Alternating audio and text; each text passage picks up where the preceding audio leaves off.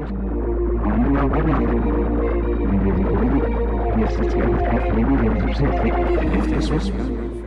evening, everybody, and welcome to another edition of Skinny E Media, this podcast about, well, stuff in general, basically, but mostly stuff that's in media.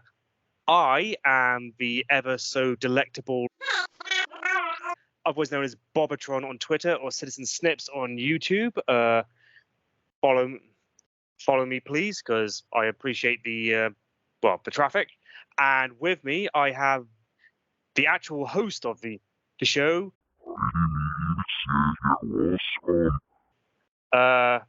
who just like last week, let me do the intro again.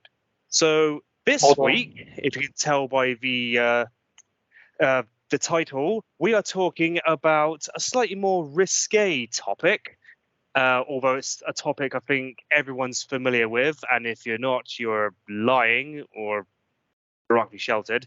We are going to talk about the scourge, the filth, the degradation. I am talking about pornography, or just porn as we like to call it now. Something which has been a controversial start from its inception. God knows, well, except it's one of the oldest forms of human art form, dating back to prehistoric cave paintings. People like to make out that it's controversial nowadays, but really it isn't. We have moved on a lot. And so here we are to talk about porn and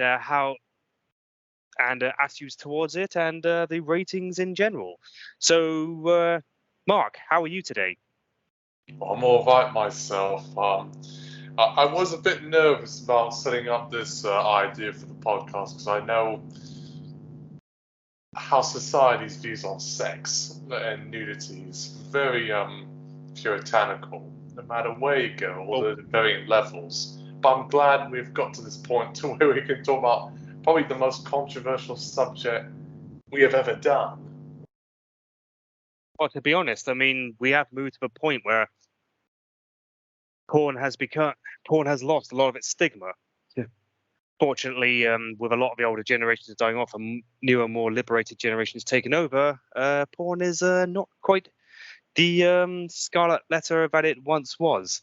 So, I mean, I suppose we can.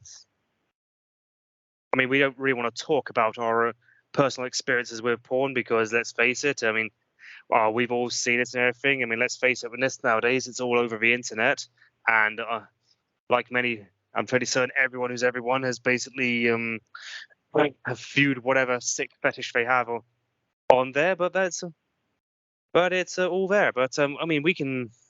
Because let's face it, pornography is, of course, nothing new. As I mentioned in the introduction, there are cave paintings about over 40,000 years old, which depict what we consider graphic human sexual behavior. It's, of course, there's nothing new. Just like we say, prostitution is the world's oldest profession. Pornography is probably one of the oldest forms of human expression and everything. I mean, humans have a sex drive. Let's not get to beat a bush about that. And of course, we tend to think we at least assume that pre-Christian cultures tend to have been slightly more open about this stuff. We tend to have, I mean, I don't know about how true it is. I mean, I think the Romans are slightly more prudish when people made them out. Oh, pardon me. I've had a beer, I'm afraid. Were more prudish than they made out to be, but it's always been a thing throughout history. It's just been always slightly hard to get its hand on. And of course, many ratings boards around the world have special ratings for porn. You know, in Britain now, BBFC, a lot, separate from its 18 rating, has the R18. Australia, separated from R18 plus, has X18 plus, and Canada, separate from its R rating, has an A rating. It seems to be just America does not. It merely has an NC-17 for an adults-only rating, so they can't seem to differentiate between a simple cinematic movie that's only suitable for adults and a pornographic work. So, that's food for thought, something to sink our teeth into. Mark, over to you. Well, part of the problem is that they conflate the two. It's just having an adults-only rating, they assume it's probably smutty. As far as I'm concerned, I've always referred to pornographic material when anything was, overt sex and nudity as smut.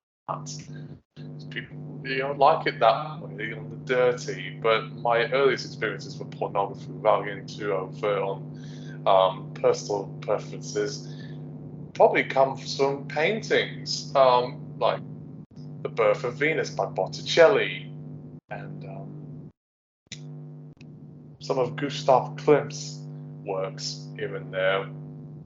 And then, every now and again, when you pass through the newsagents, you'll always see FHM or Zoo or Nuts on the wall, particularly on the top shelf, so they don't get the children looking at them. And then the more harder stuff like Playboy and Hustler. Well, again, that's hardly hard stuff and everything. I mean, like I say, but the availability of it on the internet is, of course, making that stuff kind of redundant. I mean, I think... No, it's a bit sad, really, because it kind of reduces the sneaky factor, because how in schools kids who try to sneak in something a bit dodgy and they're all giggling at the boobs and stuff. Oh, yeah. No, I totally get it. I remember one time when I was in year 7, this is a course so that would have been circa 97 or at least late 96, basically, yeah, late 90s and everything. One of my friends in school, one of my classmates, basically pilfered a few of his brother's top shelf porno mags and everything. All the kind of stuff you'd buy in newsagents, not the kind of stuff you'd buy in actual porno shops, because I don't think his brother's old enough at sex shops. I mean, because it's not the kind of, that wasn't I don't think he was old enough at the time. And of course, yeah, we sort of brought us in. We were all sort of looking at it in the the room where we had the assembly and everything. And so we were like, looking at them constant. And of course, that's the first time I'd seen a proper, I say proper, but like actually seeing, because most of the pornographic stuff I'd seen before, I say pornographic, was just typical page 3 stuff or the Daily Sport, where of course they only showed you the tits. And probably some nudie stuff on TV. And of course, it was actually quite funny because our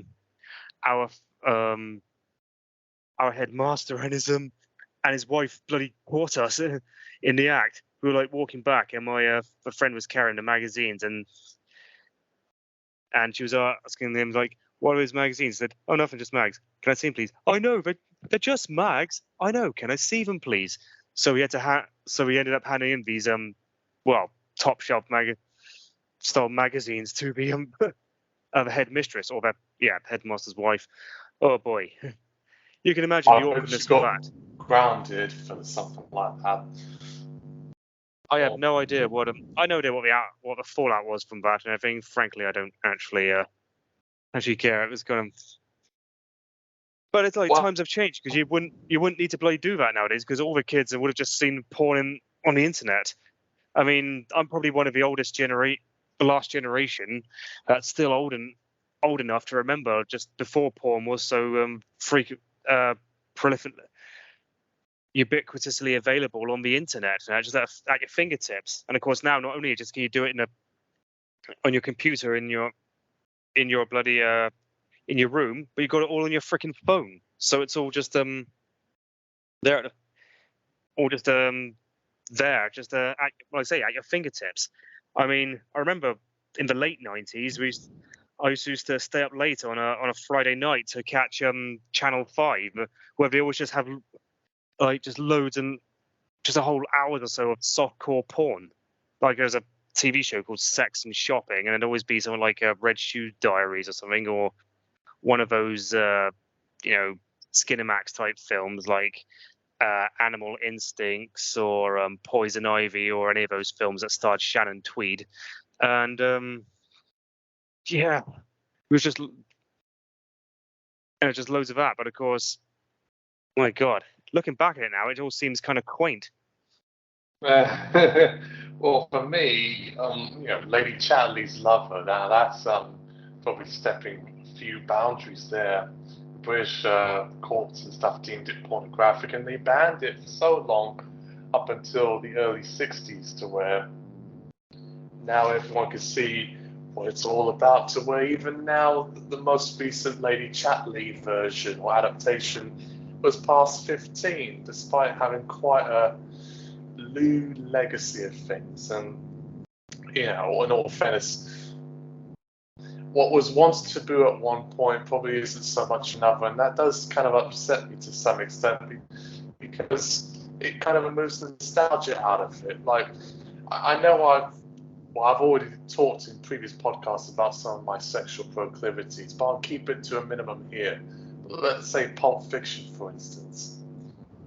I know it's not a porno, but seeing Uma Thurman with that bobbed haircut and then sort of bending her foot for the camera, because Quentin has a bit of a fetish, certainly played on my mind as a child. I really wanted to see it because I liked how attractive she was, but I couldn't because it was 18, so I found a way to sneakily see the preview of it on Film 4 when they were shown, like before Film 4 started. Well, you have to actually pay for the channel to see, oh, I want to see the clip from the Pulp Fiction where she bends her foot. Oh, my. I was not allowed to look at Playboy or even dare try to traverse through the channels like TVX or Babe Station that you'd find on Sky. So most of my experiences with it was sort of a bit subtle, really, to where I'm sure people laugh at me when I tell them that one of my first experiences with seeing this sort of dirty material actually came through MTV. There was a documentary that aired that was called Getting Naked. It made me laugh, but I had to watch it in secret when none of my family could know I was watching it at like 5 in the morning before school. It caught me by surprise, and it was intriguing. That was one of my first experiences, and then the music video Beloved Sweet Harmony, that was an eye-opener. You don't see explicit detail, but it's overt, you know. There's none of the people have clothes on. One man for every like 20 women in that video. And then, you know, growing up, you see the DVD covers for stuff. I know HMV and Virgin Megastore was kind of an eye-opener for me from my earliest experience with stuff like, let's say, Pulp Fiction, which I've talked about how much I love Mia Wallace so much. And then some of the anime, like Alien from the Darkness and Mission of Darkness, which I'll tell you right now, that DVD cover for Alien of Darkness kind of scared the shit out of me, because I thought, why is all these weird tentacle things on this beautiful woman? It kind of freaked me out a little bit. Also, the fact that it had 18 on it didn't help out things. Apparently that was like really heavily cut, because originally when it's first brought to the BBFC, it was cut down to even get an R18, and then they said they wanted an regular 18. It's like, or we have to cut it even further then. I was like, so yeah, apparently there's a lot of footage that's been removed from that. And while I haven't seen the film on it, a DVD I had of it for quite some time. In fact, I think I lost it anyway because my dad discovered it. You can't. It hardly makes any fucking odds by that point. I was 26. He's only proceeded to tell his grown son what he can and can't watch. I was. Sorry,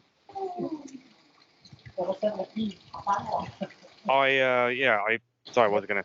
I have what I think you can watch it, the fully uncut thing online anyway. Well, of course you can. And I managed to and I think I can see a bit of extra stuff that they would have removed. I haven't seen the uncensored version. I'm a little too fearful. I didn't even dare see it uncensored, because one of the fear I have with seeing hentai or pornography is viruses on these websites. I don't know what sort of pop-ups or spamware that they put on these websites to it makes me quite fearful. So that's why. Right. I think by now, I think most people could tell you that most porn websites, especially like Pornhub or Xvideos, probably have got pretty damn good spyware or antivirus programs on to make them to actually make them safe. I mean, it's not that. Yeah, the fears of viruses from these websites is remarkably unfounded. Well, if you say so there, and I've been called a monster several times before, even for watching certain anime. It's not even deemed pornographic, but it was seemed a bit lewd on the surface, like Nautica's Blitz Tactics, which I've talked about before, and Elfenly and Ikitosen. Those are ones that could certainly raise an eyebrow with the pill clutches. But you're a bit more adventurous than I am, and I'll keep any sort of personal preference stuff to a minimum. But I think most people kind of read between the lines on what I've said on previous podcasts, and they figured out, okay, he likes Sanex, he likes anime. He seems to be really obsessed with Mary Winstead and Scott Pilgrim. So what is deemed smutty for me is not smutty for others, and that's all I'll say. During the 20th century, even hardcore porn was pretty much de facto illegal here in Britain. It wasn't really until after James Furman left that it became fully legalized, and we could actually see proper stuff in R18 videos. Just at the point where it was becoming completely irrelevant anyway, because we could see it all online as it was. Although most people probably still using dial-up internet rather than the broadband we have now. So the internet wasn't quite as useful back then as it is, wasn't quite as prevalent back then it is now, and certainly wasn't as useful because if you were on the internet, the phones became unavailable. Especially, it didn't help, of course. My dad did some really dodgy wiring of our phone system in our house, meaning every time you use the phone line, there are huge dings surrounded on, which made discrete internet browsing, very difficult. Oh, I know the feeling. We didn't get broadband at the house. Not really. I mean, I had to go to the local library to check anything, and I certainly, well, that's another story, but we didn't get it until 2007 and 2008, at least on a much more stronger basis. But I did get into trouble one time for seeing Nautica's Blitz Tactics, or attempting to, for the trailer. I would like to say sorry. But when you're, 14, 13, you pick up on things because puberty. And that's where young people seem to explore dangerous material.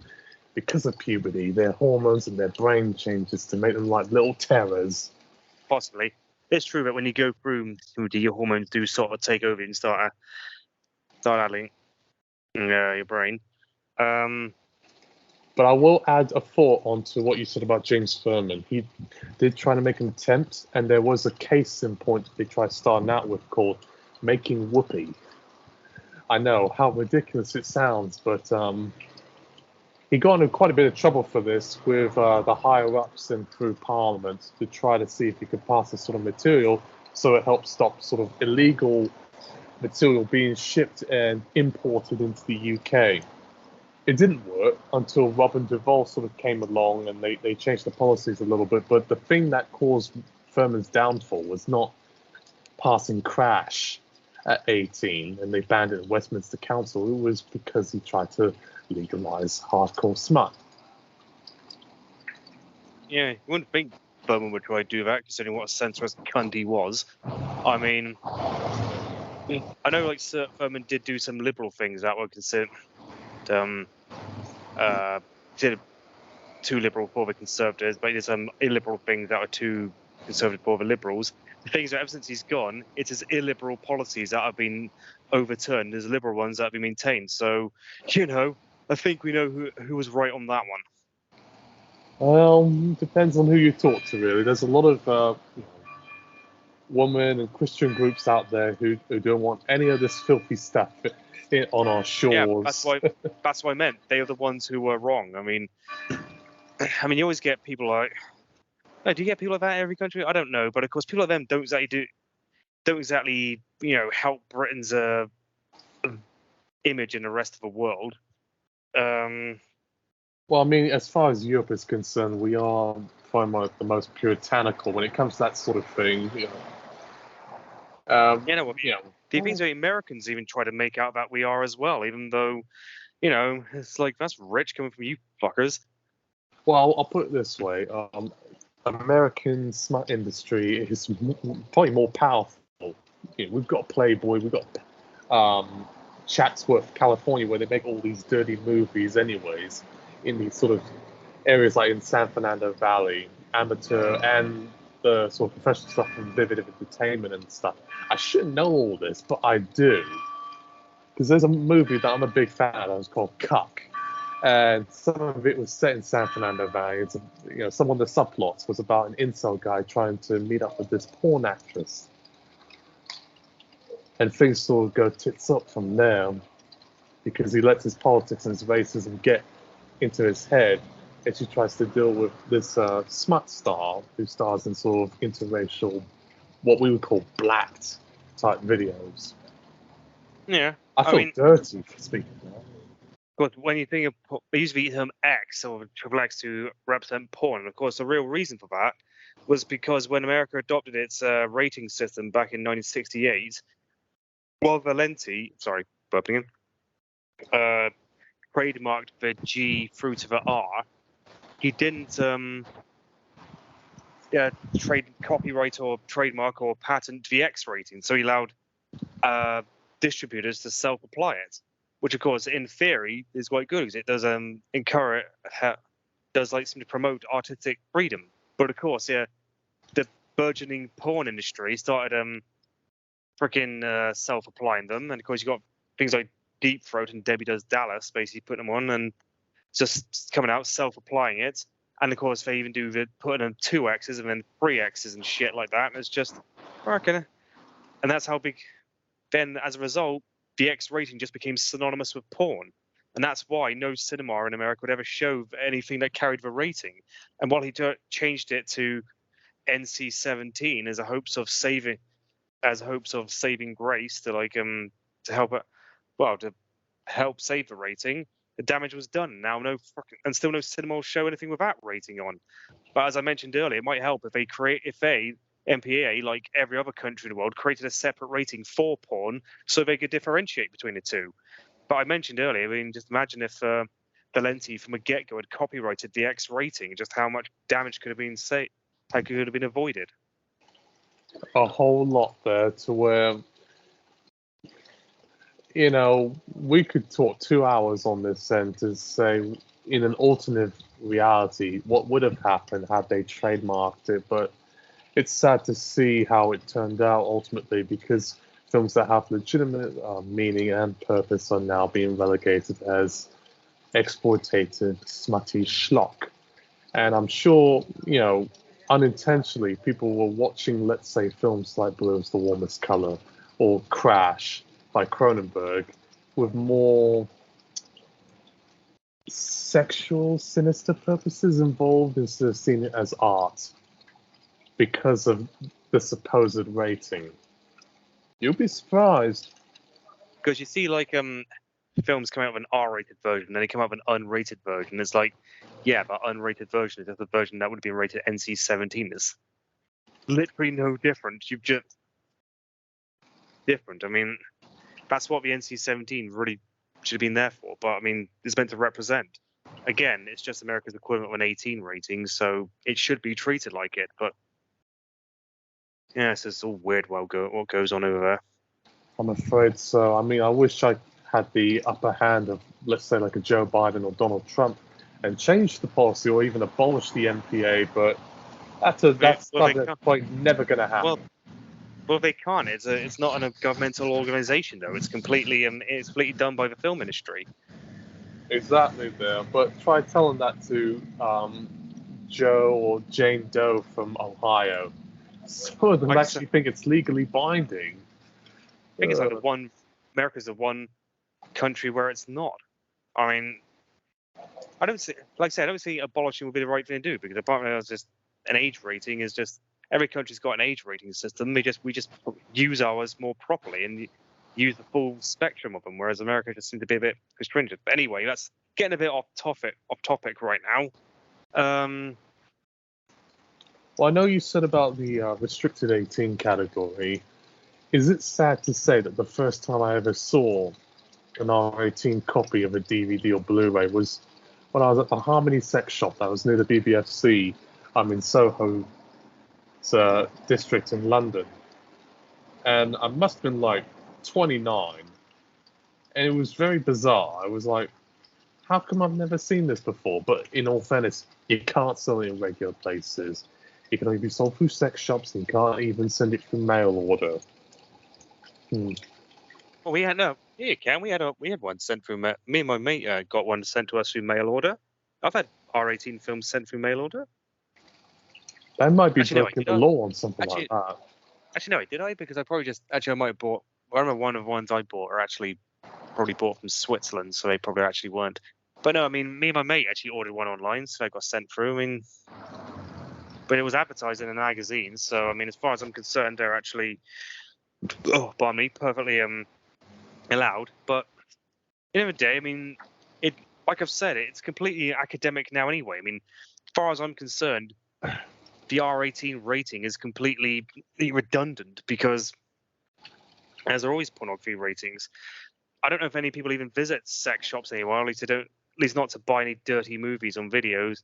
They sure as hell don't go to porno theaters anymore. Because again, as I've said, it's all available online in the privacy of your own home, completely away from prying eyes. Hell, I mean, a lot of people have complained nowadays that movies are becoming incredibly sexless. I mean, I know we've got Blue is the Warmest Colour and 50 Shades of Grey, but other than that, yeah, they say movies have become unbelievably sexless. And it's like, well, yeah, no shit.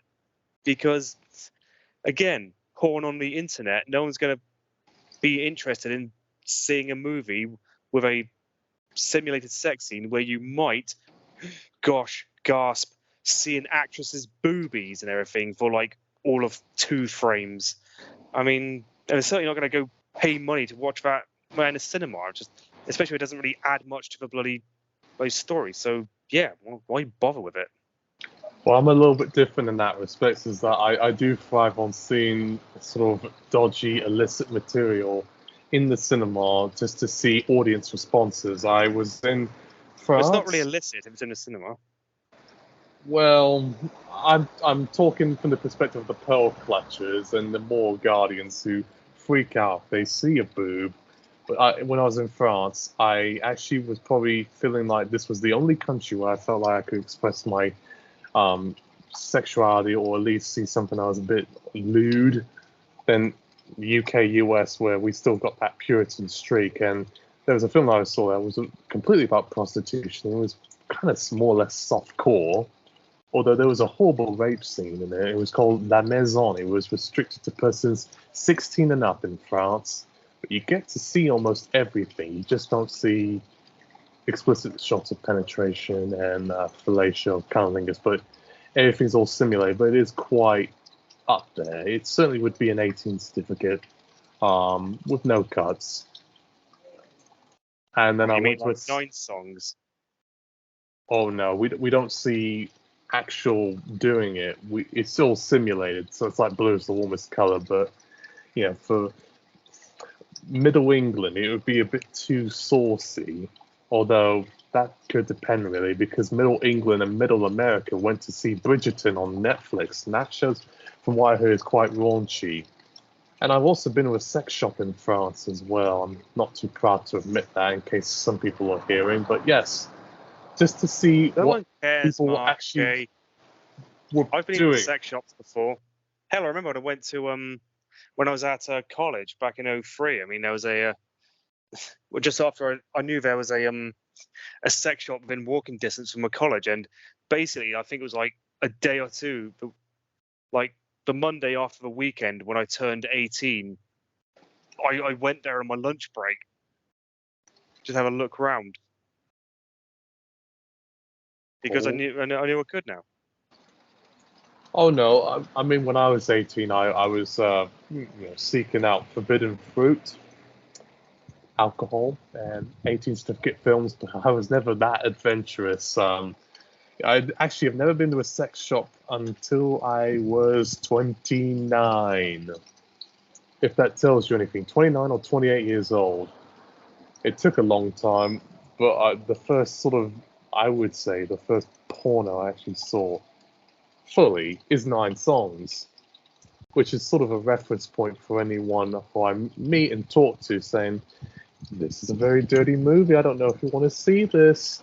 But then I talk to someone else and they say, "Oh, I saw 9 songs because of this music." And I was, trying to bait him and say, "No, you saw it because you wanted to see the people doing it, didn't you?" But he was insistent that he saw it for the songs. Maybe he did it again, as I've said though. But like, with all the porn on the internet, who's gonna sit down and watch a movie just because there's some sex in it? Well, I can't think of the movie, but let's just say from the milder end, some people saw Space Jam because they wanted to see Lola Bunny, all the way to movies like 9.5 Weeks, or even Matrix Reloaded, who some people just wanted to see because they wanted to see Keanu Reeves and Carrie-Anne Moss getting a bit intimate. And I really that's don't quite think anyone went to vanilla. see Matrix Reloaded for that.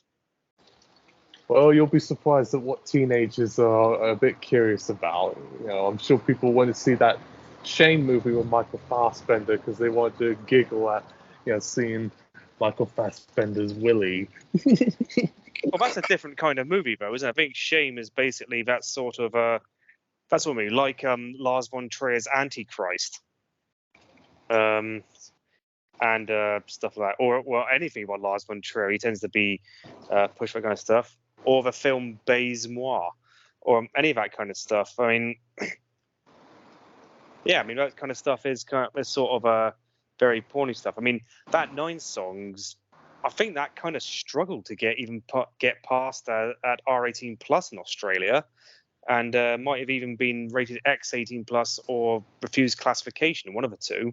I mean, I don't know exactly what's to be behind it, but It was past X18 initially until they tried to re-rate it to the R18 on some sort of court basis or appeal. It's like what happened with Suicide Squad. R18 then goes to MA15.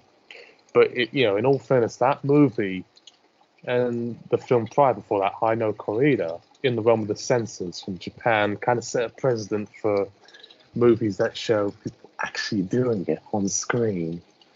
And I actually would be more than happy to see a film like that on the big screen. The most raunchiest film I saw, actually I did see, it's called Antichrist. I saw that in Dalston at the Rio Cinema.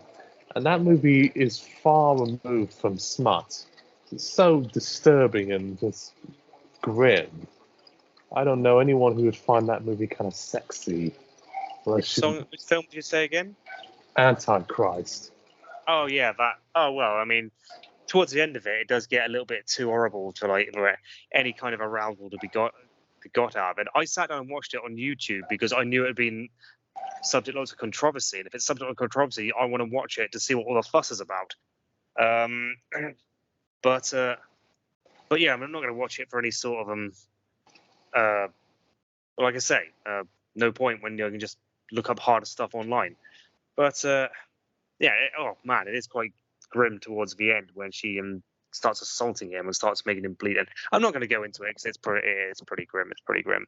Exactly. Even if it was smutty, it would not even pass R18 standards because I was told from a source, you cannot have violence, you cannot have, I think, drugs, and you cannot have sort of verbal abuse at R18. But at the same time, if you want an 18, you can't have your sex be so explicit that it has to be relegated to Harmony or one of those corner shops that is all in black and you can't see, but you have to wear a coat and hide your face. So yeah, that's also probably what happened with Alien from the Darkness, because there are certain scenes of assault that are horrible to watch. Even in the censored version, it would not have been able to pass it any category if they let it uncut, because there was too much of assault. Well, exactly. That's the kind of that was the reason. That's exactly what I explained earlier. I mean, I always found a bit bummer that we were like one of the last countries to legalize hardcore pornography. There might be some countries after us that did, but I've always wanted to sort of blame it on the Church of England because the fact that we don't have a separation of church and state in the UK. But of course, the first country to actually legalize pornography or hardcore pornography, which I just think of as proper pornography, is of course Denmark. which doesn't have a separation of church and state either. So that is weird as fuck. I would have thought that, it'd be you'd think it'd be some place that has officially got a separation of church and state, so the Christians can't force their views on other people. But no, I mean, yeah, there's Denmark and later Sweden were the first places to legalize that kind of stuff. So I mean, yeah, that's kind of a tone for the that's kind of tone for books, bit of a left field turn and all that. I would say so too, but I think probably because of the high standard of living and high taxes and high levels of education, they kind of grew accustomed to just embracing the sort of material as art. Had it been sort of based on sort of the exploitative, nasty stuff that you see nowadays, they probably would have a change in tune. I mean, if the first sort of smutty material was stuff involving father and daughter or a husband sleeping with his dog, I think people would say, we got to ban it entirely. And to some people, that's what they assume all smut is watching people doing it with dogs or their cousins, which even me, that puts me off, or watching people being lit fire on their nipples and putting a cattle prod up their ass and some sort of weird S&M fetish. Well, I must admit, that stuff is kind of grim. I mean, if it's done by consenting adults, you do what you do. The government's got no business telling you that you can't. Keep children out of it, obviously. Keep keep animals out of it, obviously. But between consenting adults, yeah, I mean, you can't just turn around and tell them that they can't do that. I mean, I'm also, you're familiar with the comedian Bill Hicks, if I'm not mistaken. You told me about him before, where he said, I've done some drugs. I admit it. Yeah, it's him. I was guessing you're not too familiar with it stuff, because another one, he's defended drugs, he's defended music, but he's also defended pornography, and of course, his joke was always like, pornography is, we don't know what it is. Other than that, we've got a really on a clock and key. But I was like, basically he says that the Supreme Court or whoever it was like defined pornography as arouses sexual thought or causes sexual thoughts but has no artistic merit. It's like, that ain't vague as absolute fuck. And it's like, well, that sounds like every commercial on TV. And I hear that double mint advert. I see those two twins go, double your pleasure, double your fun. I hate to admit it, but I am thinking about gum. Although I am thinking about chewing something, so maybe that's the connection. I got it sidelined there, but yeah, but he's right. He then says, what causes sexual thoughts is basically, having genitalia. You can't just ban something because of that. I mean, he's got a lot to talk about pornography, and a lot of his views are very similar to mine. It's like, as I grow up, I do love pornography, and I do indulge in it quite a lot, as I'm certain most people do. And of course, no one's got any business telling you that you can't. For me, it's a little bit different. I've consumed such indecent material, and I still have that Catholic guilt in me to where. Yeah, well, that's something you need to really crush. I'm afraid to even talk about Sanex or anime to certain people because I know probably deep down this guy's a perv. Oh no, don't show him Pulp Fiction. He's gonna get excited. Or don't let that brunette woman walk around with her arms out, with her shiny glowing skin, or her feet out, no pedicure. He might get excited. I guess it's sort of compensation for the fact that I don't. Yes, I'm going to be quite frank here. Still a virgin. I've kissed a girl, but that was a long time ago. And I've dated, but that's it.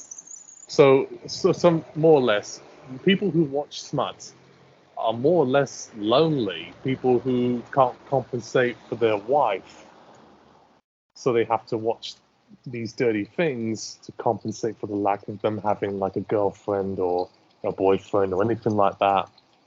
I've even gotten in trouble for even seeing something innocuous. It was D'Angelo's Untitled, which is a music video where it shows the R&B singer just singing, but he has no clothes on. But it does appear that he might tilt the camera down and show his.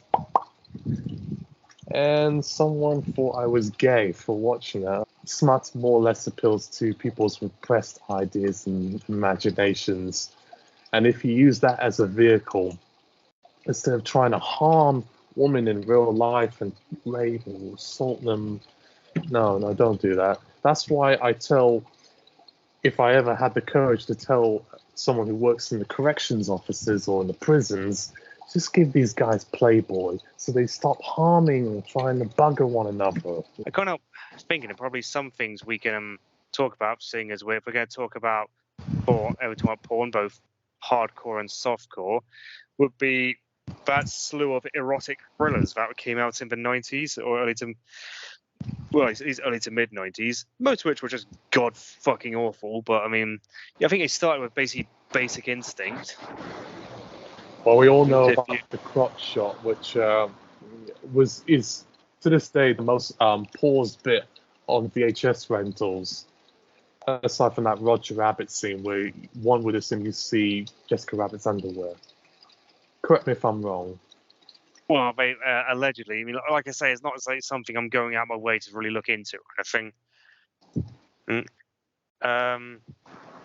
Yeah, because there's a Basic Instinct. There's also, I mean, films like was it Disclosure or actually Jade is another one in The Last Seduction. Sleep of the Enemy. It's considered single white female. Out of Sight is another one, yeah. Although to be fair, I wouldn't say it's particularly erotic. One of the worst ones, of course, was the Stallone film, The Specialist.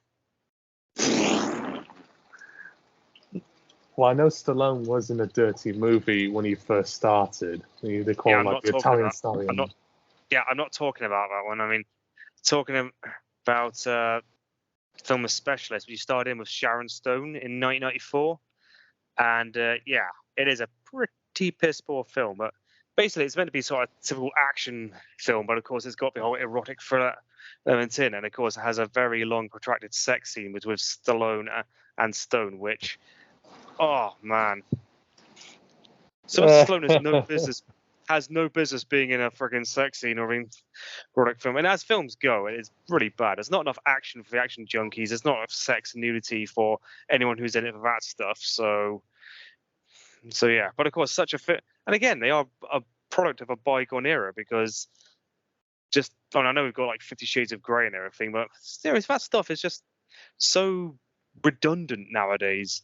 Again, as I say, we say how much the internet has just changed everything, but the most thing that's changed is just anything that outside of the internet is just almost pointless. Having sex scenes almost become pointless because no one's watching it. Even though I mean, there's probably a lot of stuff I've seen on HBO which could just be classed as soft porn. I mean, I think everyone could say about Game of Thrones, but of course there was also True Blood, and there was also Rome that was on in the mid to late 2000s as well.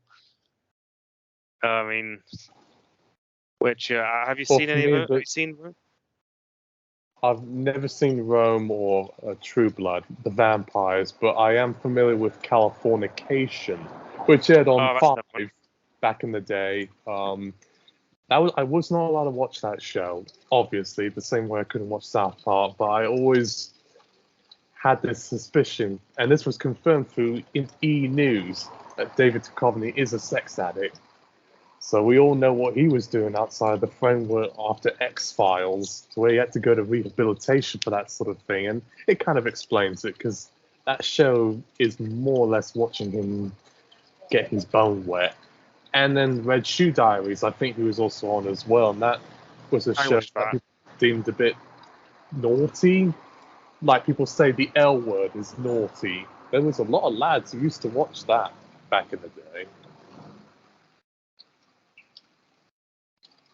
For me, because if it's 18, especially like if this was 05 or something, I couldn't be watching it. But I did see Ghost Whisperer and Mistresses. Mistresses is kind of like Desperate Housewives, but British. But those aren't smutty. Those are just kind of, because we've got beautiful women in the lead roles. And the DVD covers are like, oh. So that's kind of how I got through the cracks. It was more or less sanctioned, even though they were 15s. But go on. Well, no, I mean, I was just talking about other sort of of course, I can't believe we've gone this far without mentioning Showgirl.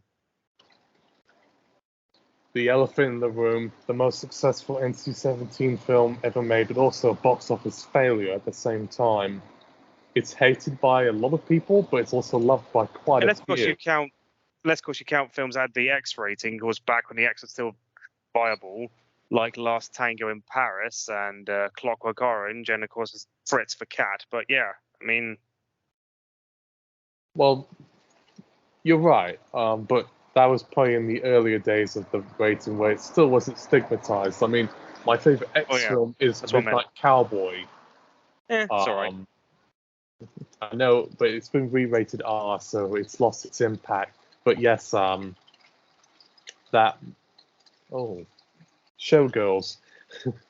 I actually remember getting it at my library. They had it.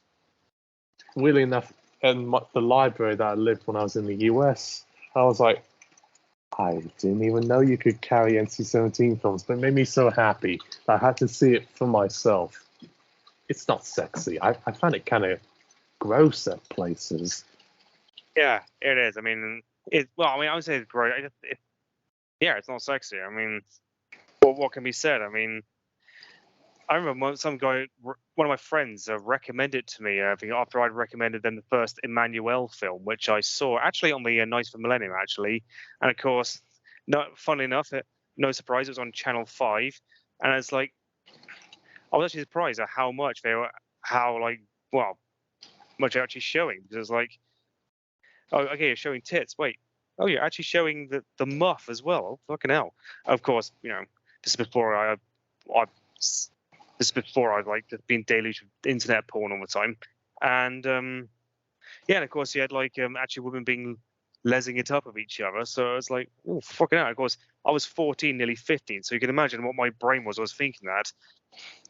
And then recommended it to my friend. He said recommend me Showgirls, which I then saw was on TV at one time, and could not believe how shit that film was. I watched it again recently, and this time I got to see it uncut, and it's like, because I had a rape scene cut for its release over here. It was like, of course now it's completely uncut. So I'm just watching it thinking, yeah, it's really, really shit. There's really not enough nudity or sex or erotic stuff to even interest you in that. But again, internet porn, so it wouldn't. It's no wonder it won like the Razzie for worst picture of the year of that year. Well, I mean, part of it was also there was so much hype about it, and some of the dialogue was very cheesy and just absolutely ridiculous. But over the years, the film has found a bit of a following as some sort of post-feminist masterpiece or cult film, in the same way that people talk about that Room movie with that long-haired guy who's all weird. People hated it, but now they love it. And as far as like watching it with Kleenex and Vaseline, it doesn't work. Well, for me, I don't like blondes, so that's a different story. But I think if you wanted to make a more convincing film that was based on that sort of lewd nature, I think Striptease, which had Demi Moore in it, was probably more effective. Now, let me tell you something about Striptease. I saw the DVD cover, VHS cover for that, and I was like, oh. And I was very shocked it was 15.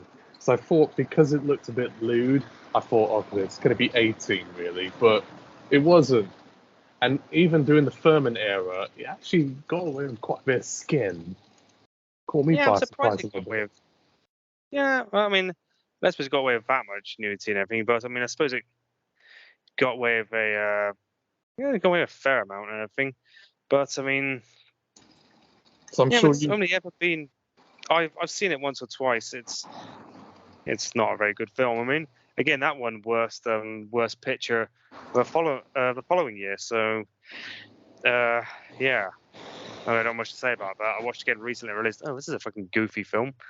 There's not that much nudity in it, but then again, this is just my 38-year-old, jaded from internet porn, bloody mind speaking.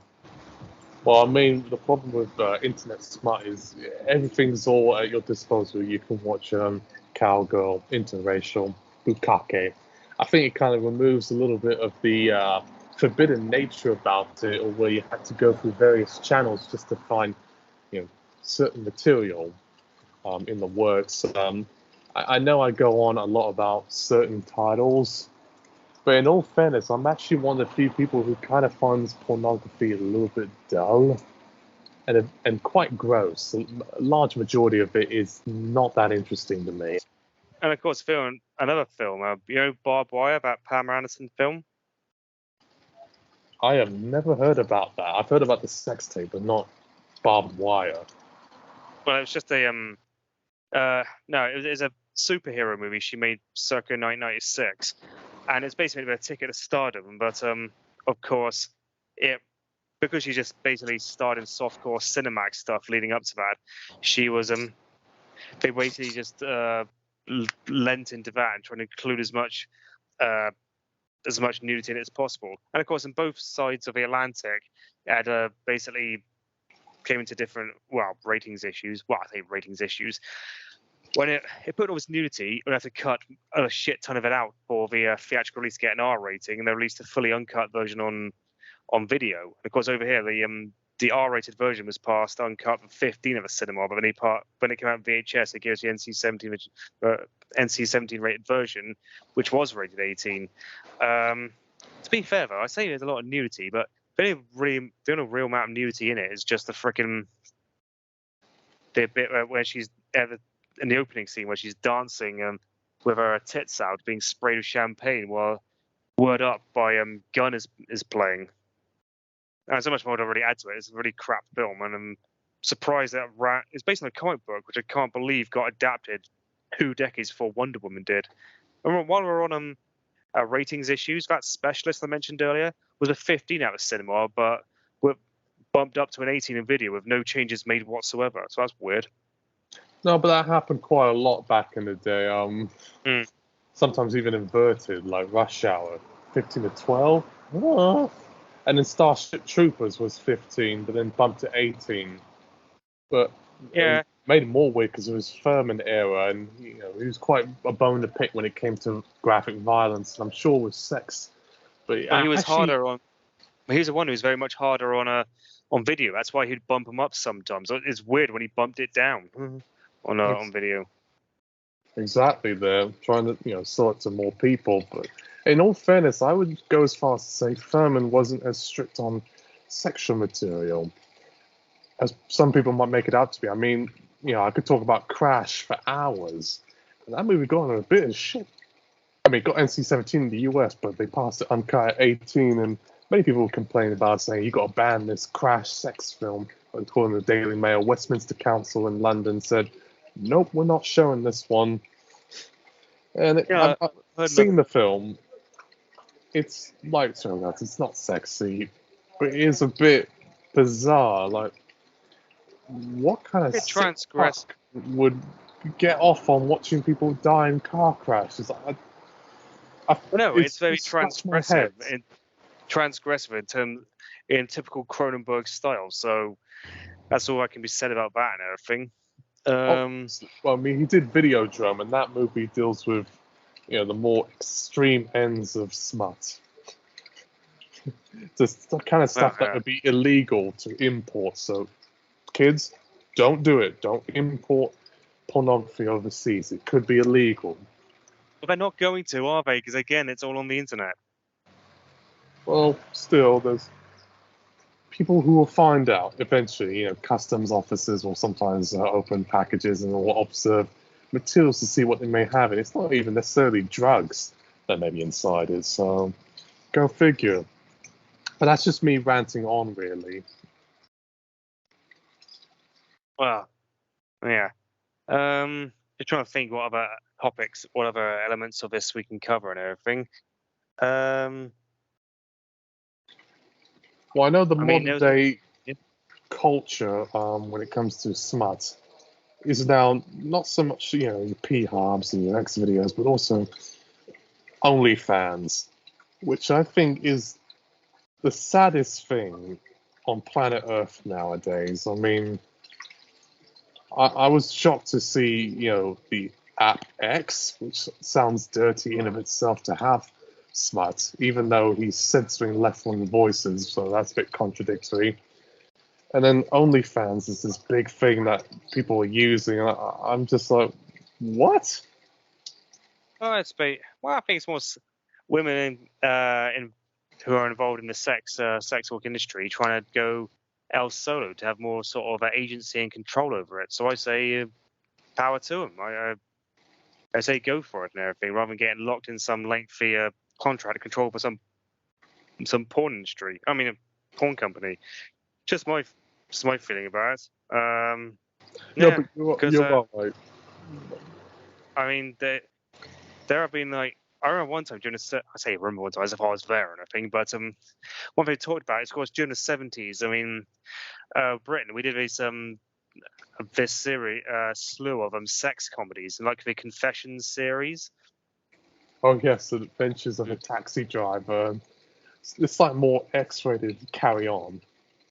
Oh yeah, totally. I mean, even by standards of general sex comedies, they had a lot more nudity and a lot more sexual content. I think that was probably get around the fact that we couldn't have access to the stuff that most continental Europeans had access to. I mean, and yeah, and most of the time we didn't. So I mean, I haven't watched any of these films, and so I can't really comment on them or anything. But I've heard they're all absolutely god awful, or they're so bad they're good and everything. Well, the one I'm familiar with is it's an A-rated film, or now PG, called No Sex Please We're British. Essentially, the plot of it, I've shown you the DVD copy of this when I saw you. It's 70s era where this banker actually has some material that was from Switzerland that was a bit dodgy.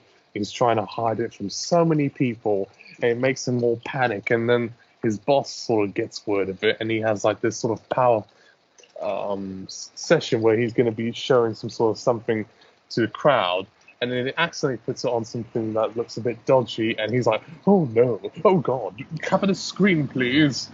And in all fairness, for an A or PG film, that's quite lewd. I mean, I don't know any PG films that deal overtly with smut, but this one does, and it's not explicit, but it is quite very suggestive to where it's probably more fit at 15. It's probably back then, really. I mean, back then, it just stands were different. The BBFC says no sex. Contains mild sex references and nudity. So, I mean, who knows? Well, it felt a bit on this sort of moderate, strong end of things, because usually nowadays they would bump up films like that to, at the very least, like a mild 15, like Scary Movie 3 and 4, where they got it mainly because there's a bit too much sex talk. It was a little too crude, but maybe that's just me digressing there. But I think one could argue when you're a teenager, the sort of sanctioned smut you tend to get is links ads, which don't show anything, but it's obvious they're trying to appeal to people's hormones by showing some guy trying to get the girl, and he sprays all the links and he's like dancing around. You might even see his bum a little bit, like I saw on one or two of the links ads. But that was kind of hilarious for me. I don't know. Was it the same for you when you saw like ads for Link spray or shower? No, I can't honestly say I really got much out of them. I remember there was this some late night advertisements when I was a kid, and I bought things like Durex and everything, which had some slightly racier material, for lack of a term. material, but to be honest, and of course that just but left a lot to the imagination. Of course, my imagination being all kinds of wild back then made me think of things. But I mean, yeah, I mean, it doesn't really make a much. I mean, a lot of times I used to just try and my brothers used to have like FHM or Loaded magazines, so I used to try and watch a lot of them, read a lot of them and everything. I mean, I will say this.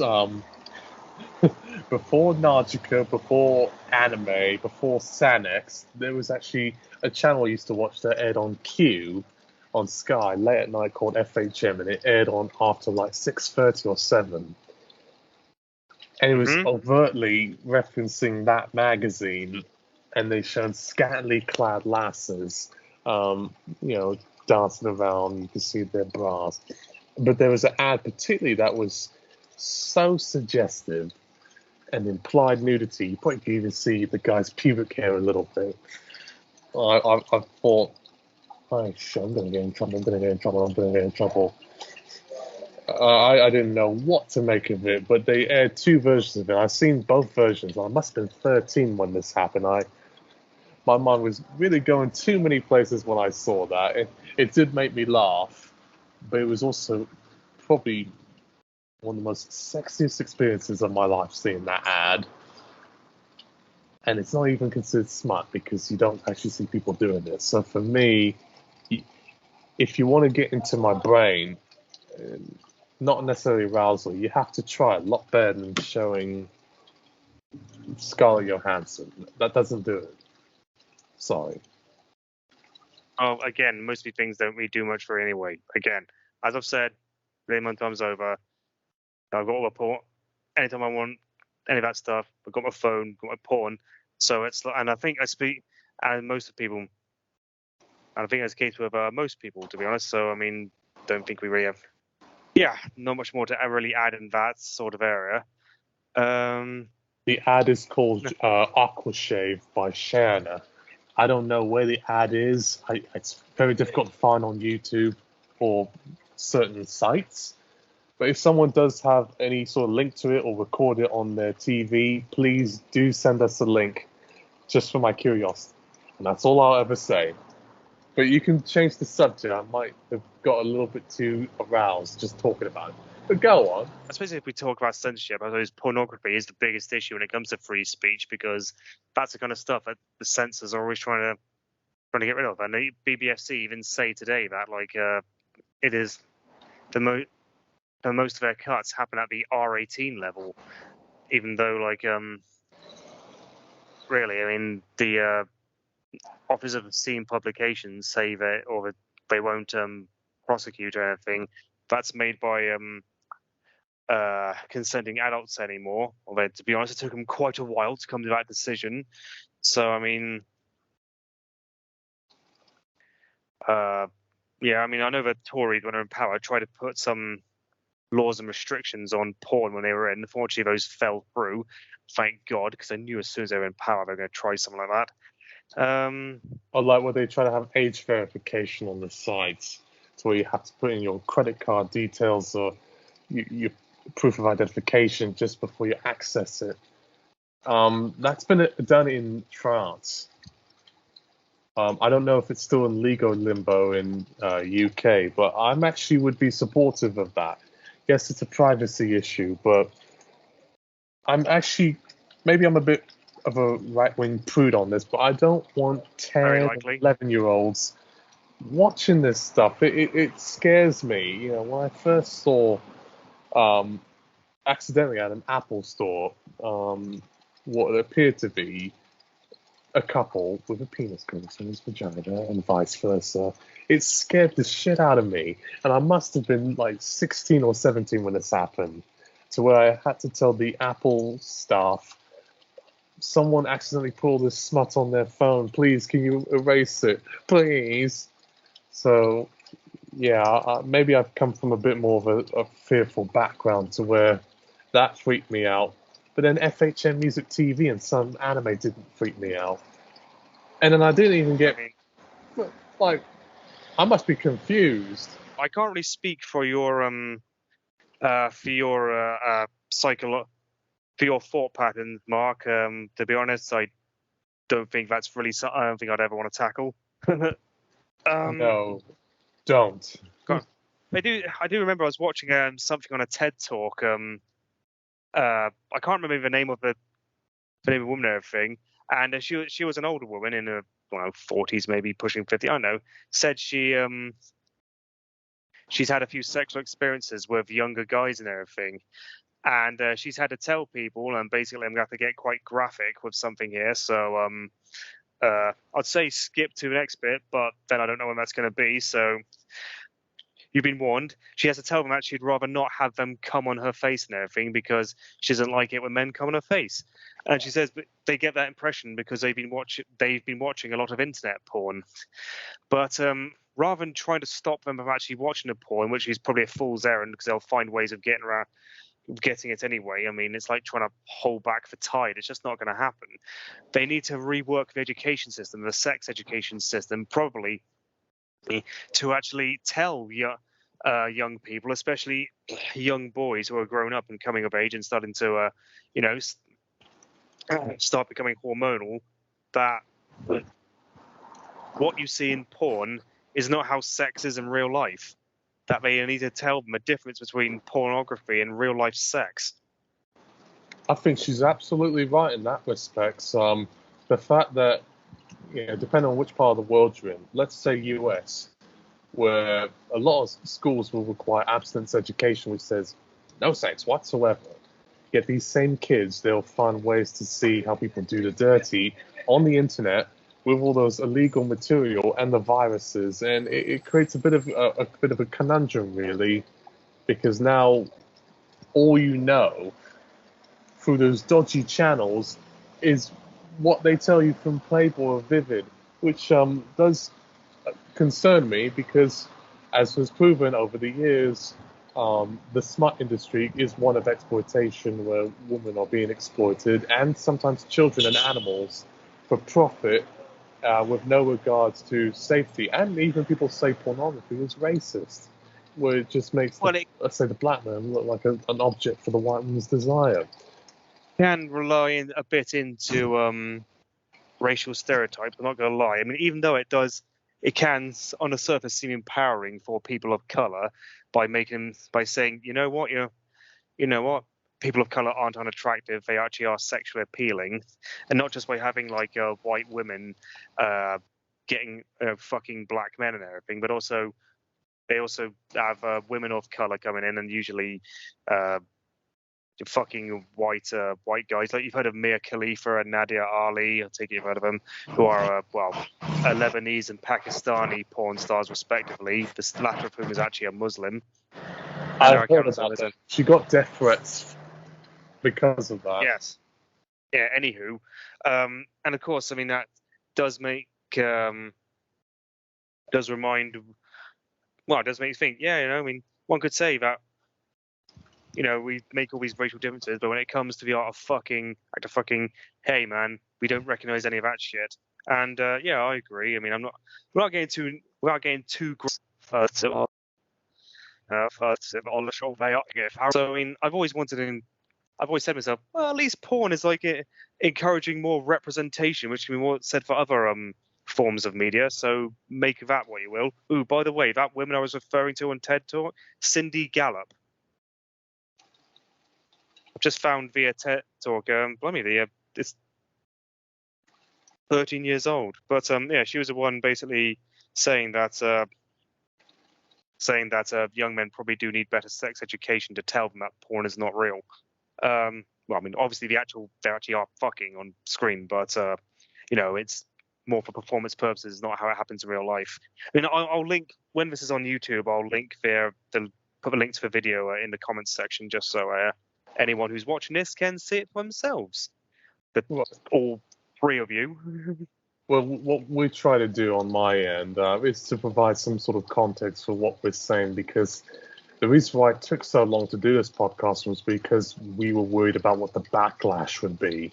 Maybe I'm a bit right-wing or sexist in this respect, is that I assume a lot of women will not like this podcast, they will not like what we're thinking or talking about, because women are usually the victims of this sort of stuff. And when it comes to dating, I don't know, it's maybe a little bit weird. I tried to use that sort of thing because I am of mixed parentage, to use that to my advantage.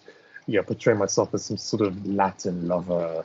You know you want it? It was very good. My sweaty skin will pleasure you. So I don't go do the weird French accent to try to woo them in.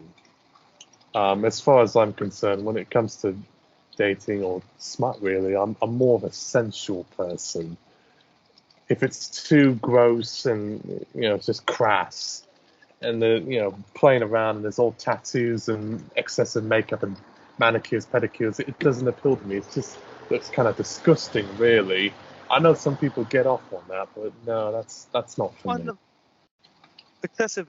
Well, in a lot of porn, actually, there isn't a lot of excessive makeup and everything. Some women do get quite dolled up, but other women, at least on the face, at least on the face of it, the seams, actually just come au natural or quite de-glamorous. You get a lot of MILF porn where the woman specifically looks like a typical middle-aged housewife or anything, or woman next door. I mean, I think that's like the whole point of it. But I mean, yeah, every sexual fetish has just now become straight up available on the internet. I mean, again, that's why. But it's this whole concept now that they used to say that sex sells, fucking doesn't anymore, because again we become immunized against it. No one's gonna. It's a bit pointless trying to use half-naked women to try and sell your product now. It's like, why on earth would I want to look at that? It's like, same with lads mags. They've become redundant because who gives a fuck? Well, part of it is also feminist backlash. A lot of women don't want to see that because it commodifies them. And with the Me Too movement, there's going to be a future, any given minute now, where you'll never see any sort of sex or nudity on the screen. And if it is, they're going to try to make it ethical or sort of gender neutral. There's been some works that try to sort of counter this balance, like Euphoria, which shows a lot of shots of cock-a-doodle-doos. Well, that's the thing. I mean, a lot of feminists do use the fact that porn is available on the internet. It's like, you don't need, if you want to get your rocks off, you don't need to look at like ogle half-naked pictures, paid free girls and everything. I mean, it's all on the internet by people who are fully consented to it. The same with like if you want to get laid, you can probably go out and find women who are willing to do it in exchange for money. Make sure you treat them well. Don't try to get violent with them or anything, and make sure they're not being exploited. Make sure they are doing it of their own free volition. And they are absolutely fucking right. I mean, it's just this whole like again, I mean, a lot of old school, a lot of well, I mean, but one thing Mary White tried to say was like, oh, pornography creates exploitation, and there are a lot of old school feminists who actually tried agreeing with her, but then of a second wave, but then a lot of other second wave feminists were more sex positive, and the following third and fourth wave more were, and they said, no, actually we don't see it that way as long as the woman is consenting, and it can be empowering. And of course it kind of is, it low key kind of has, because it has encouraged people to think, well, we can got all the sex and sexual gratification, all the titillation we want or could need. You don't need to drape women half naked over billboards to sell a freaking McDonald's burger or something like that. So I mean, Carl's Jr. used or sell a to car. Exactly, but it's all completely redundant now because again, sex isn't recorded. I mean, right-wing chuds can bitch about how it's just like overly PC feminism and everything, and cancel culture, but it's like, dude, it isn't. Again, we've just got all the porn we need. We don't need to skulk around. If we want to see stuff that's more stronger than that, rather than having to skulk around until we can find a windowless shop or or go into a red light district and to see a live sex show, we can just watch it on our freaking phones in bed before we even get up in the morning to have our bowl of cornflakes. Well, no, I don't eat cornflakes, but you know what I mean. SMUT is one of those things that is so scorned and condemned and feared by many people, even on the left. You kind of have to wonder, oh, you better not touch up on this topic. And I know this may be a bit offensive to ask you, but are women that fearful of SMUT? Because I've heard some stories about women actually watching SMUT, but I never knew anyone who did. Yes, It's always of course guys. they do. They even admit it themselves. They probably just don't aggressively talk about. They're not conditioned to aggressively talk about it. But yeah, freaking women watch porn. That's literally the point. I mean, women don't hate porn, and most feminists don't actually hate porn. They might hate some exploitative practices that some pornographers may engage in, but as long as everything's above board, they're cool with it. That's why OnlyFans is being so well promoted, because the actual porn stars themselves are actually the ones like taking control and taking charge of a whole thing. Well, no, I kind of get you there. Gives them their agency, and they don't have to be, beholden to some sort of pimp. Hugh Hefner, for all intents and purposes, is a pimp. Actually, let me tell you about Hugh Hefner, weirdly enough. When I was 13, I was actually allowed to watch Girls at the Playboy Mansion on E! Channel on Sky, which I was, talking to my family on the side saying, should I be allowed to watch this? Because they aired it like at 2 or 3 in the afternoon, but they said, you can watch it as long as, you're watching it with me.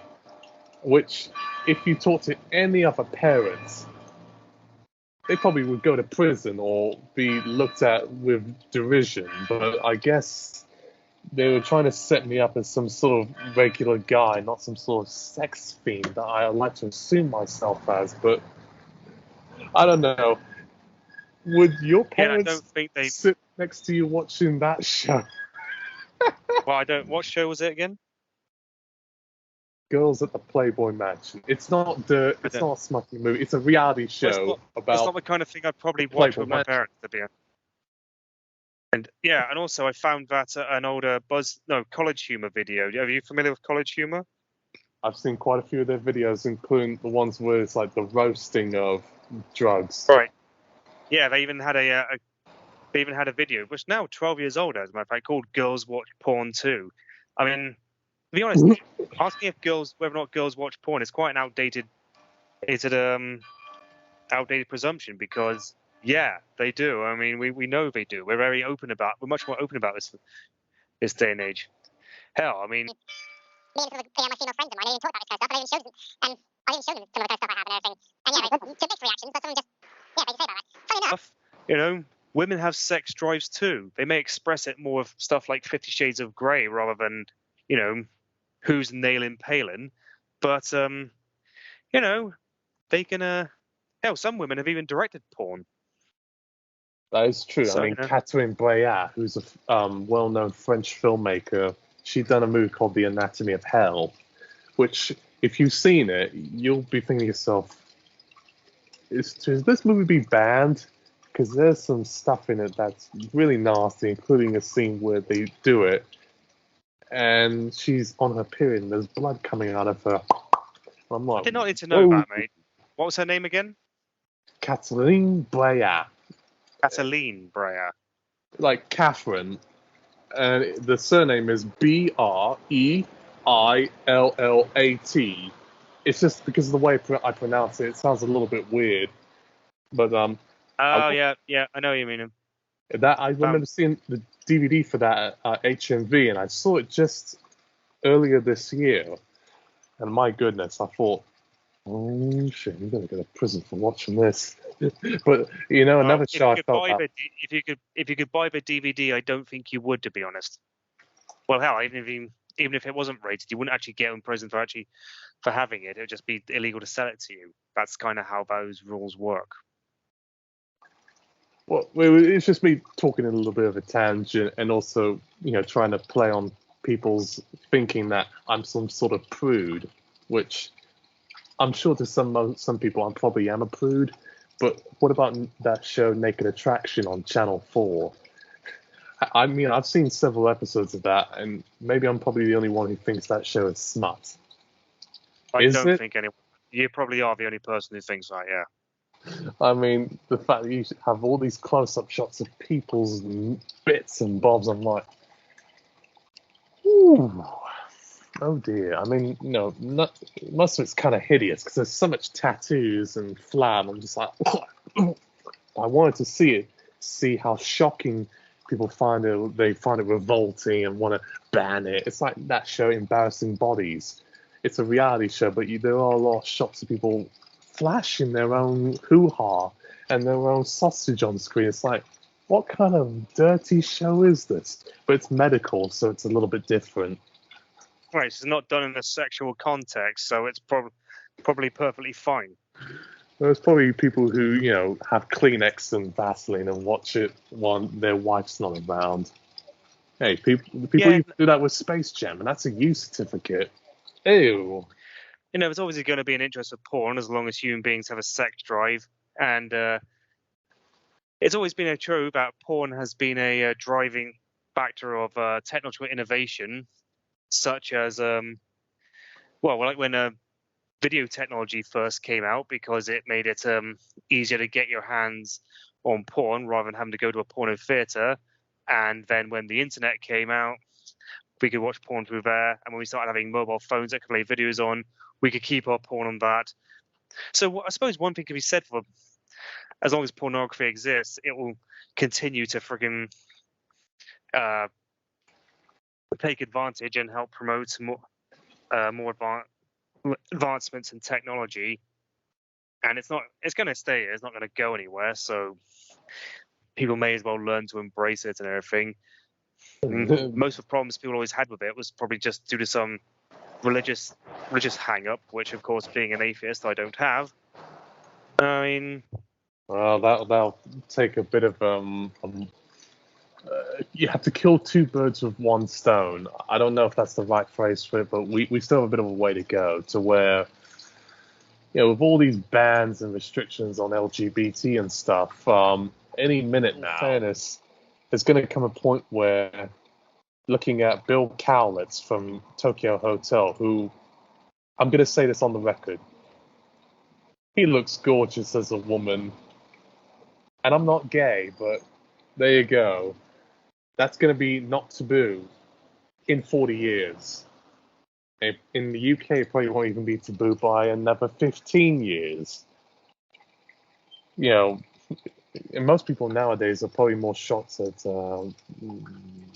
actually, smart ones are not shocked by anything anymore, but there's going to come a point where people are not going to be shocked. You may not be able to see, let's say, Deep Throat or Devil in the Blue Dress in the cinema anymore, but I hope they do sometime in the future. That would be one of my greatest achievements in my life, is to see a smutty movie like that on the big screen with the R18 certificate. Or I'll take an 18, because the only one I saw was like Antichrist and the movie Variety at the BFI South Bank. I mean, if that's what you like, I mean, I always think that kind of mentality is outdated, but I don't think there's much more you can really conclude of this. So shall we call it a day there? Yep, we will. I will say this one thing about Variety and Antichrist. Variety, it was all mixed audience, young and old. So that very much caught me by surprise. I thought it was just must be perverts. And then Antichrist, it was mostly like a bunch of 20 and 30-year-olds who looked like they were hipsters. So I thought, that contradicts everything I believed. Everything. And I even applied when I saw the movie X by Ty West. Same sort of audience as Antichrist. I thought it was supposed to be perverts. Nope. I think people went there to go see that for that reason, to be honest, Mark. But I guess I think we can leave it. I think we can leave it there for the time being. So thanks for all for tuning in. Have a good day, and we will leave you to the porn that's available on your phones. As long as it doesn't involve children or animals or rape. Oh yeah, then we are judging. Yeah, fuck you guys if you're doing that. or Hey, well, incest. call it that. Until then, ta-ra.